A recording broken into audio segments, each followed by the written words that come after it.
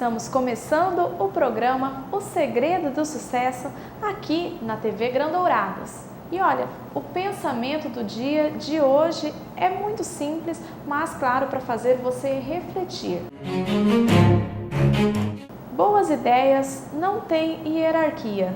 Independente da sua colocação profissional, lembre-se sempre que boas ideias não têm hierarquia. Esse é o nosso pensamento de hoje. E você que está aí conectado na internet, não deixe de curtir a nossa página no Facebook. Procure lá O Segredo do Sucesso e pode curtir, compartilhar e falar também da sua opinião sobre o nosso programa. Eu aguardo você lá também na internet. Vamos agora para um rápido intervalo para ver os nossos apoiadores culturais, mas já aqui no programa O Segredo do Sucesso, uma entrevista com um grande historiador, um grande escritor douradense. Estamos de volta aqui em nossos estúdios com Brígido Ibanes, ele que já tem 7 livros publicados. Brígido, de onde veio esse interesse aí pela literatura? Eu acredito que esse interesse veio desde a infância, quando naquela época não existiam os brinquedos com essa tecnologia toda, né?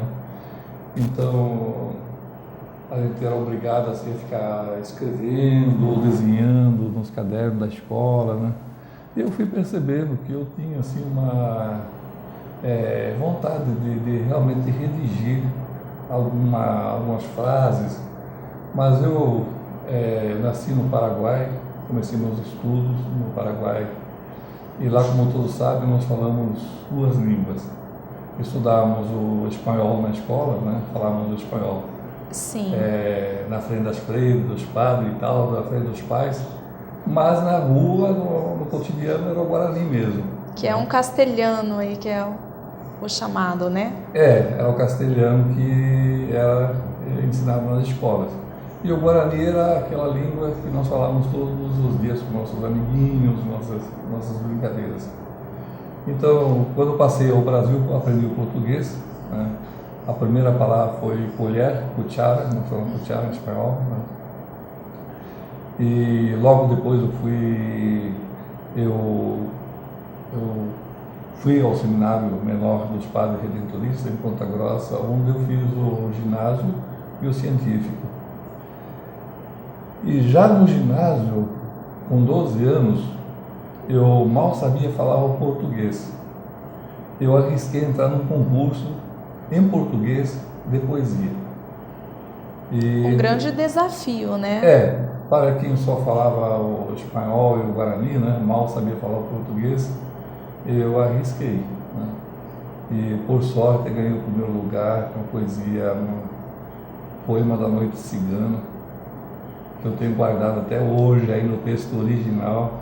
Então eu percebi naquele momento que o meu texto foi premiado.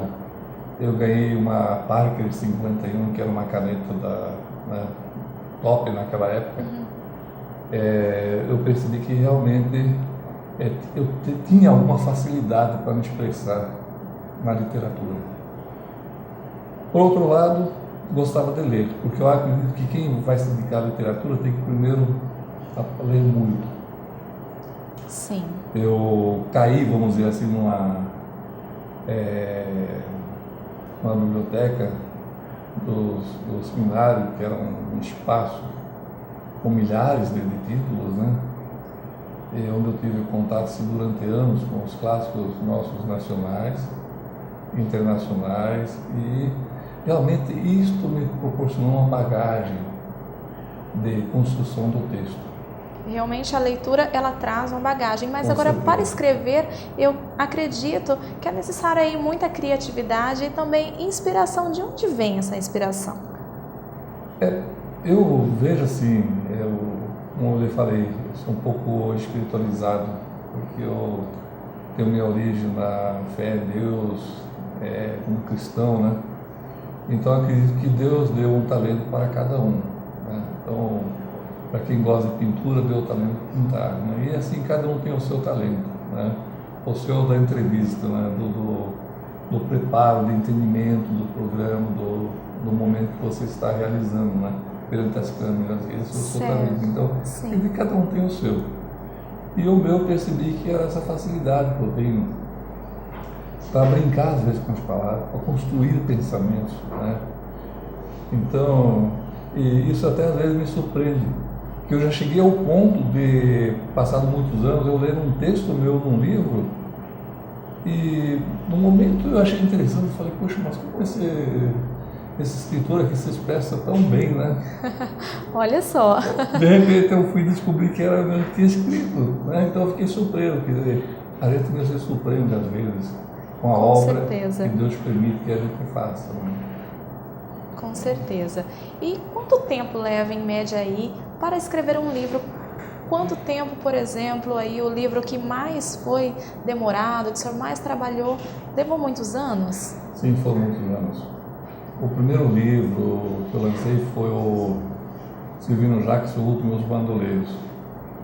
Foram 14 anos de pesquisa. 14 anos 14 só de anos pesquisa. de pesquisa e construção do texto. E eu lancei um resumo da história, porque eu sabia que o livro era muito polêmico. Sim. Porque ela contava a história da formação dos latifúndios através do uso da violência, pistolar, uma série de coisas. Então, realmente, naquela época, na década de 80, era ainda o período de transposição da ditadura para a democracia. Então existia ainda muita pressão da ditadura em cima das coisas escritas, né? E trouxe muita repercussão esse livro também. Trouxe, tanto assim que ela foi apreendida logo depois. Faz parte do trabalho, né? Eu fui ameaçado de morte, eu cheguei a ter 2 pistoleiros na mesma sala, assim, me ameaçando, né, para não fazer o lançamento do livro. Mas no outro dia conversamos com um juiz na cidade de Cidrolândia, onde eu trabalhava no Banco do Brasil, Luiz Carlos Saldanha, e ele autorizou que o delegado, aliás, o comandante da Polícia Militar, colocasse um pelotão lá na ABB, onde foi realizado o lançamento, né? E era uma noite muito fria, de 30 de maio de 1986. Um frio que estava aquela noite, assim, e as pessoas iam chegando e vendo aqueles policiais cheios de aparato, né, de armamento pesado e tal, aquele capotão, né? E cercando a área, né? Então eles achavam que aquilo era alguma encenação, porque o livro falava das coisas, né? E eu não fiz questão de esclarecer para as pessoas que havia a ameaça de que o pessoal ia lá acabar a bala, porque eles ameaçaram, nós vamos acabar a bala, o lançamento, se você fizer, né? Então, não avisei ninguém, porque senão não ia ficar ninguém também para o lançamento, né? Mas graças a Deus não aconteceu nada. Apenas alguém ligou perguntando se o lançamento estava sendo efetuado. O zelador, que não sabia da história, respondeu que sim, mas nada mais. Depois veio a apreensão, a seguir veio a apreensão do livro, e foram 6 anos de luta, de pendenga judicial. E já no Tribunal de Justiça, em 92, né? Sim. Dezembro de 92, foi liberado o livro para publicação, e aquilo nós comemoramos. Eu já estava aqui em Dourados, já tinha vindo do Nordeste, né? Sim. Onde eu havia me exilado, vim, né? Muita gente se exila em Paris, mas eu fui exilado no Nordeste, né? Eu ter ido para Paris, né? Então, mas o Nordeste também tem uma paisagem maravilhosa. Não, eu sempre fiz a opção de conhecer o Brasil. Sim. Nunca me preocupei tanto com o exterior, mas conhecer o exterior, mas eu sempre fiz questão de conhecer o Brasil. E, sinceramente, em termos culturais, o Nordeste é riquíssimo, né? É verdade. Então, foi um período de muito aprendizado também e criatividade para a minha própria literatura, né? E hoje nós temos a literatura de cordel, por exemplo, que está explodindo, né? É verdade, e tem origem também lá no Nordeste, né? Sim, a literatura de cordel é essencialmente nordestina, né? Mas eu estava dizendo, aí eu já tinha vindo do Nordeste, quando o livro foi liberado, eu já estava aqui em Dourados, trabalhando no SISEC do Banco do Brasil. E eu lembro que o CTG Querência do Sul, sobre o patronato ali do Hermínio Guedes, se não me falha a memória, né? Juntou a invernada mirim, como eles falam, né? Os meninos e meninas, e todos foram dançar lá na praça, né? Todos com a vestimenta típica, né? E houve assim, um momento de confraternização e também de alegria, né? Pela libertação do livro, porque o personagem do livro é um gaúcho muito famoso, né? Silvino Jacques, né? E logo a seguir fizemos o relançamento do livro no Alfonso's Hotel. Olha só, lá atrás não deu certo, mas agora, né, com Sim, certeza. hoje estamos preparando a 7ª edição, né? Olha. Que raramente um livro nosso aqui regional chega a quantidade de tantos exemplares, né, vendidos. E me parece que é constante o interesse que as pessoas têm de conhecer a história desse personagem, né, que foi um afiliado do Getúlio Vargas, que veio para Mato Grosso do Sul, tornou-se bandoleiro, foi revolucionário, personagem que marcou a história aqui, né? Tá certo, e mesmo aí com os desafios, o Brígido não desistiu e a persistência com certeza é um dos segredos do sucesso, né? O que mais que você poderia estar citando aí como segredo do sucesso? Eu acredito que são fundamental primeiro a fé em Deus. Esse é o meu lado que eu tenho, né? Fé em Deus, persistência e ousadia. Eu acho que isso mais ou menos, né? Eu teria outras características, por exemplo, que é a humildade, né? Não se deixar levar muito pelas coisas, luzes da ribalta, como se fala, né? Sim. Tem que ter muito pé no chão hoje, porque é muito fácil as pessoas hoje perderem o chão, né? Sim. E se deixarem levar. Acontece muito isso. É verdade. E aqui você trouxe 2 grandes trabalhos seus atuais aqui. Pode falar um pouquinho sobre eles? Sim, tenho aqui, esse aqui já foi lançado. O Mirim eu lancei, eu faço um trabalho em conjunto com uma artista plástica. E fala sobre a cultura indígena. São 2 lendas da mitologia Guarani. Esse aqui é o Clivio Mirim, que em Guarani Sim. é o caçula, né? Sim. E temos esse aqui que é o Jaci Jaterê, que da mitologia Guarani também. Sim. Que vem a ser o Saci Pererê no folclore branco. Que bacana. Porque já existia na mitologia Guarani o Jaci Jaterê, Sim. que fala o filho da lua, né? Era um sujeito bem bagunceiro.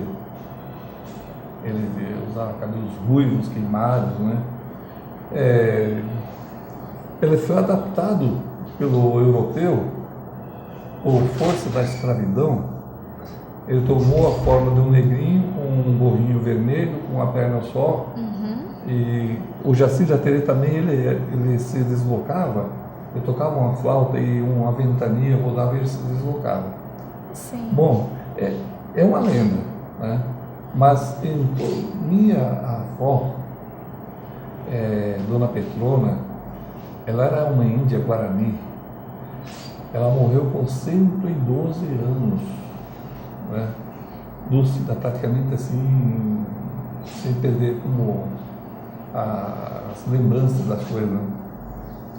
E ela, quando eu era menino, ela contava para mim essas histórias das lendas e ela não falava português, ela falava só Guarani, né? Ela mesma fazia a roupa dela toda colorida, era muito... É diferente daquilo, sabe, que a gente... E você sempre preservando esta cultura Isso, que veio da sua família. Então, é quase uma homenagem que eu presto à cultura Guarani, né? Porque nós vemos assim, é um povo que hoje e sempre, né, passou por muitas necessidades, muitas dificuldades. Sim. Mas eles têm algo de extraordinário que é a cultura deles, né?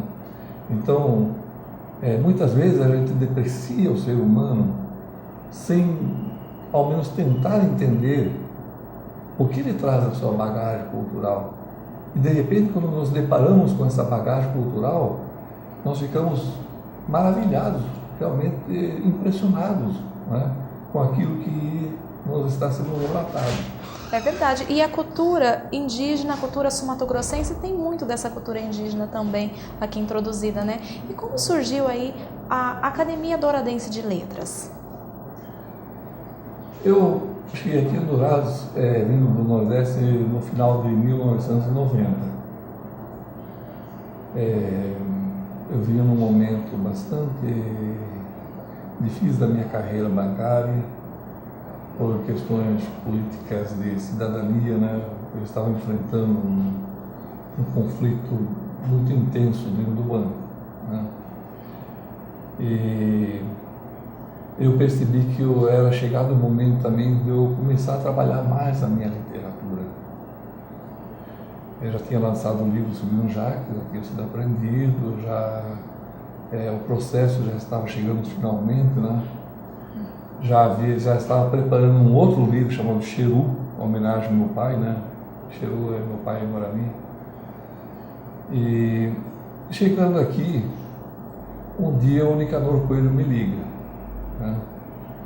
Naquela época ele estava lançando Cachoeirinha, Vila Cachoeirinha, alguma coisa assim, um livro que também estava muito falado aqui. Sim. Eu já tinha um certo conhecimento com ele, com os escritores daqui, o Emanuel Marinho, algumas pessoas assim que eram os expoentes naquela época, que trabalhavam com literatura. E aí o Nicanor me ligou, falou sobre a academia, se eu estaria interessado em participar, e como sempre, eu acho que tudo aquilo que a gente pode trabalhar em benefício da sociedade, da comunidade, a gente participa. Com certeza. E assim começamos a criar a academia, foi criada uma comissão provisória primeiramente, eu já participei da comissão provisória. Quando foi feita a primeira eleição para a primeira diretoria, né, fui eleito o primeiro presidente da academia, então nós tivemos a nossa posse, foi dado por um membro da Academia Sul-Mato-Grossense de Letras, o doutor Elpidio Reis, nos deu posse e eu assumi como o primeiro presidente da Academia de Letras. E daí em diante, quantas vezes o senhor foi presidente aí da Academia Douradense de Letras? Tive a satisfação de presidir a academia por mais 2 mandatos, os últimos agora 2008 a 2010 e 2010 a 2012 agora. E nesse ano entreguei para a confreira Odila Lang, né? E nesse último mandato também tive a satisfação grande de trabalhar com jovens, né? Que eu acho que nós temos que também focalizar um pouco nossos jovens, senão nós deixamos eles à mercê da criminalidade, das drogas e tal, né? E nós tivemos a ideia de criar a Academia Douradense de Letras Jovem, né? Que ano passado, final do ano, tomou posse no Teatro Municipal, numa cerimônia, nós fizemos questão que fosse todo o ritual da academia fosse disponibilizado também para a Academia Jovem. Os jovens ficaram deslumbrados, né? Que bacana. Eles com o fardão vermelho, diferente do nosso, né? Então, realmente até hoje, ainda as pessoas, os jovens estão vibrando aquele momento, né, que eles viveram, né? E pretendemos seguir com esse projeto. E este é um ato histórico, com certeza. Brígida, a gente já falou antes sobre isso, mas eu gostaria de reforçar essa pergunta. Eu te faço novamente a pergunta. Na sua opinião, qual é o segredo do sucesso? E eu volto a lhe repetir, da minha parte, que eu entendo, né, é fé em Deus, dedicação e ousadia. Agora, são coisas que você constrói. Eu, às vezes, a família às vezes até me cobra um pouco. Em muitos períodos de festa, as pessoas estão festando, eu estou trabalhando.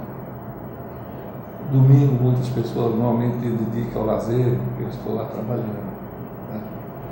Durante a semana, quando não estou na rua correndo atrás de alguma livraria, livros, eu estou em casa tentando organizar os papéis, construindo ideias, frases, né? E essas frases, às vezes, na madrugada, atropelam a gente.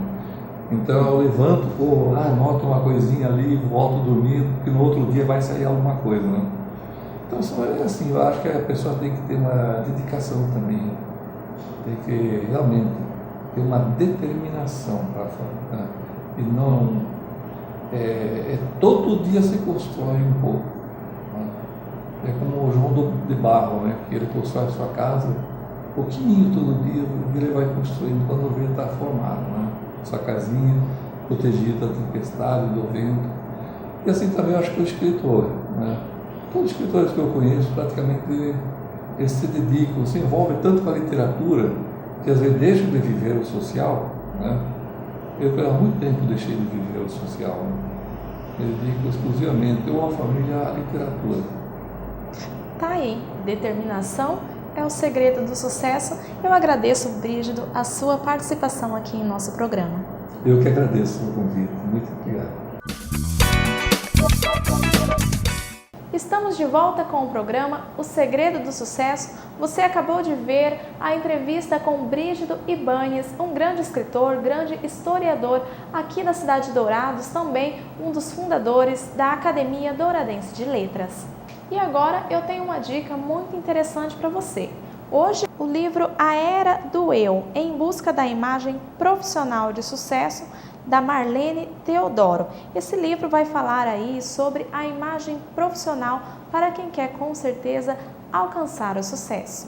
Bom, e assim eu me despeço por aqui. Espero que o programa de hoje tenha trazido aí inspiração para a sua vida profissional.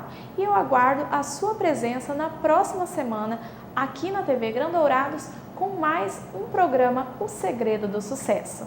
Eu desejo que você tenha uma semana de muito sucesso.